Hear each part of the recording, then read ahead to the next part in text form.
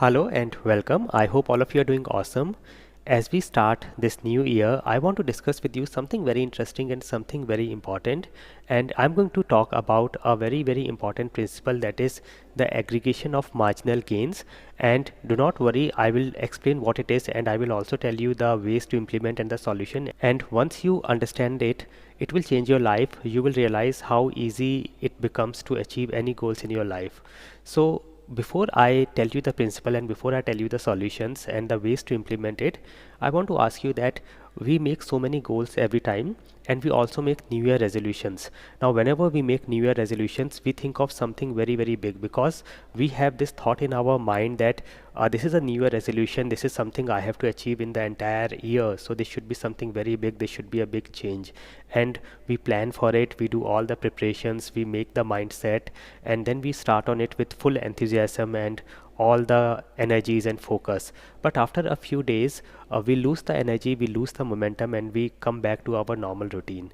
And this is the main problem, that we are thinking of something very big and very huge, and we want to achieve all that we have planned. Now the principle, that is the aggregation of marginal gains, says that you should only improve yourself by a rate of 1% daily. That is, every day you should just focus and plan and target to improve yourself by 1% on anything that you want to do or achieve, whether it is reading a book, whether it is going to gym and exercising, whether it is writing a novel or studying a topic, anything that you can take or think of, just improve by 1%. And this 1%, when you do it daily, will compound and make a huge change. And this is a practical thing. If you plan to do something very big, and then you may go up to 5% or 10% and then just lose all the momentum. There is also a very famous graph or a chart called as valley of disappointment. So if you just google what is valley of disappointment, and you will see some chart and graph, and it shows you what is your expectation whenever you start something new, how should you improve, and what is the actual rate of improvement. And if you understand this, you will understand that improving at a lower rate than expected in the initial phases is all okay, because if you continue on that, there will be there will be a point which is called threshold of change, when you can actually see the outcome of all the efforts you have done previously. It is something similar to like when a person tries to break a rock, he keeps on hammering the rock for 100 times and nothing much happens in the first 100 times, but at attempt number 101 the rock breaks, and this is the threshold of change. So if you understand this, you will be able to continue with your change, with your efforts, and you will be able to achieve whatever you need to and you want to.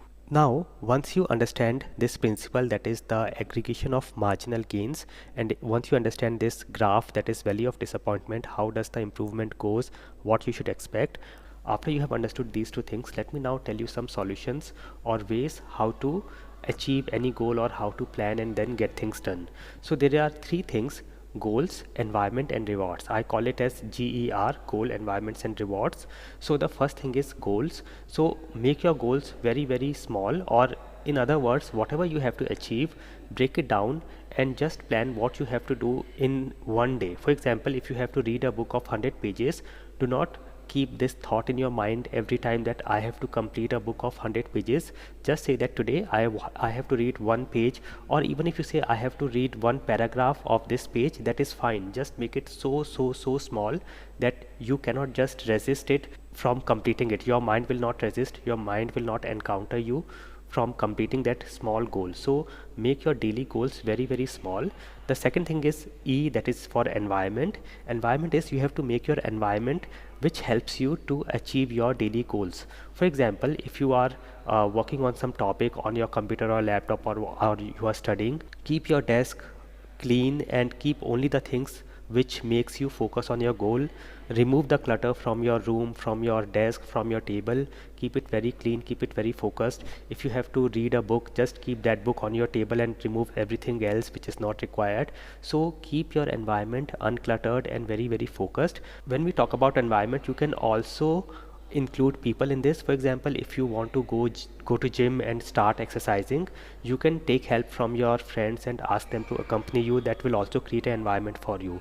So whatever it takes to create an environment which helps you achieve that goal, make that environment possible. So that this is the second thing. The third thing is rewards. Now our brain works very well when it knows that after completing something I'm going to get something good. So create some rewards for yourself on a daily basis, that if I complete this thing today, I'm going to do this, I'm going to get this, or I will reward myself with some particular thing. So keep some rewards on a daily basis, weekly basis, monthly basis, and then you will see that the process of change becomes so easy and so natural.